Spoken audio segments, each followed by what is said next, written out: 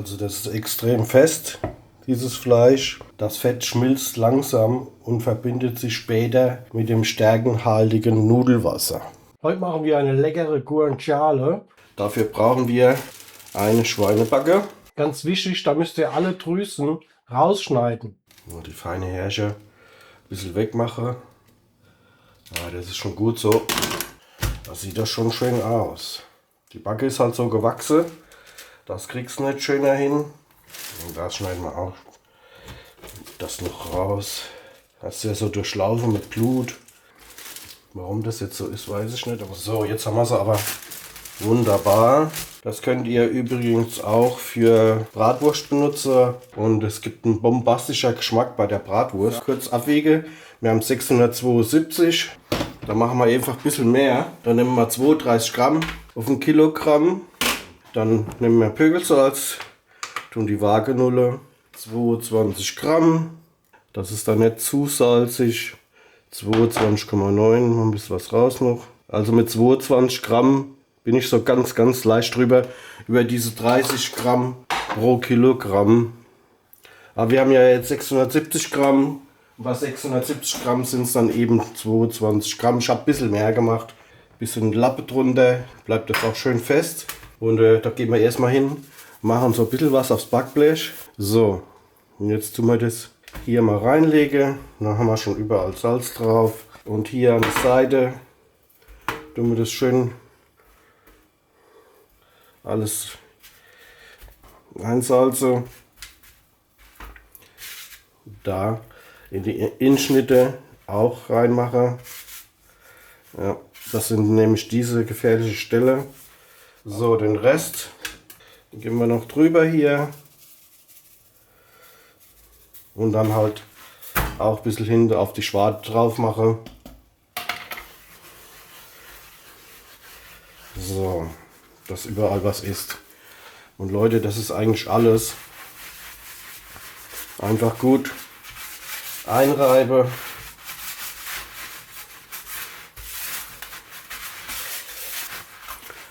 Gestern war ich beim Italiener, ich habe mal ein bisschen Mehl geholt.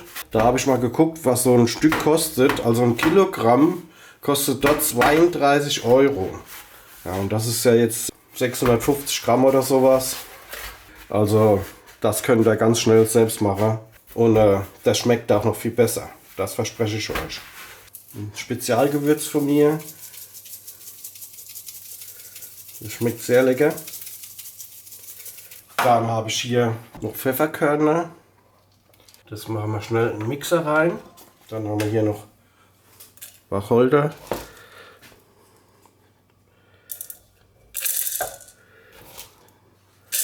So.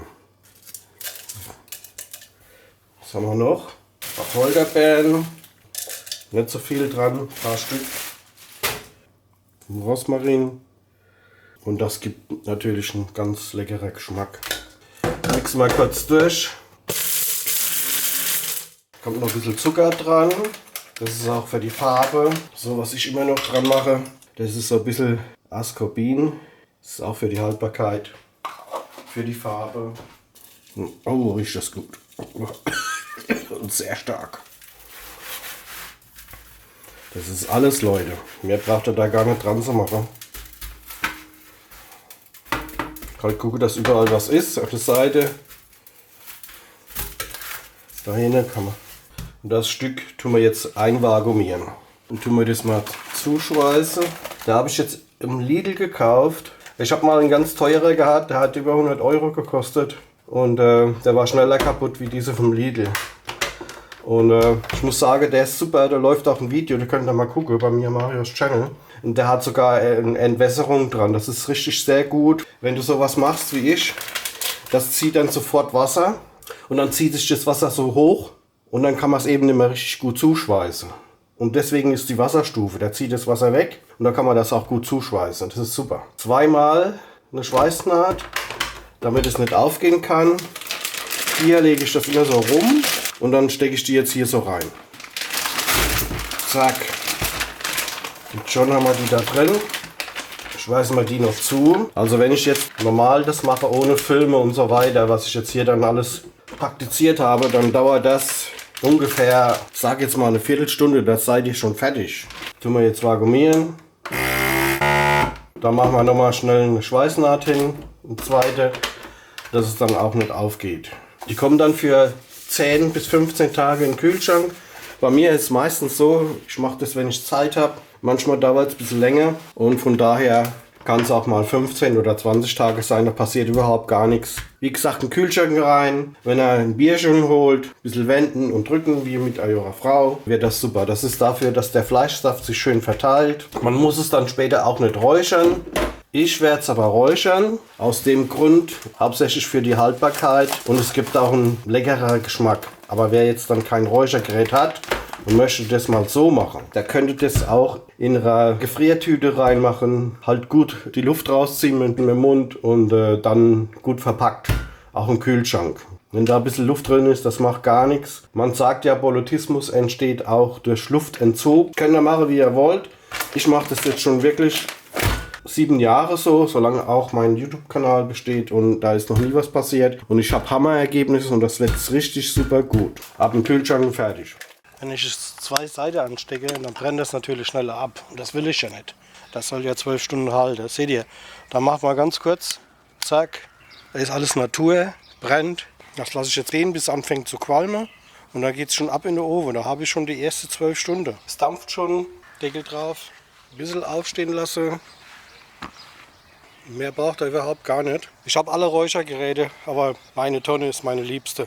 Das ist ja mal schon der erste Räuchergang. Dann hängen wir das rein. Er gibt eine herrliche Cremesoße, ganz ohne Sahne. Ja, die Italiener machen ja da Nudeln mit. Das ist festes Fett und das tut sich nachher in der Soße, tut sich das langsam auflösen. Beim Erhitze, das Fett schmilzt langsam und verbindet sich später mit dem stärkenhaltigen Nudelwasser. Also das bekannteste, was die Italiener damit machen, das ist die Spaghetti alla Carbonara. Da kann ich euch auch das Rezept dabei schreiben, wenn ihr möchtet. Ja, so ein Teil kostet gar nicht viel. Es kostet 3-4 Euro, wenn ihr das kauft beim Metzger. Und macht's mal nach, ist was ganz Feines. Man kann es auch so essen auf dem Brot. Es ist fantastisch. Dann ich sage mal wieder Tschüss, bis zum nächsten Mal. Ciao, ciao.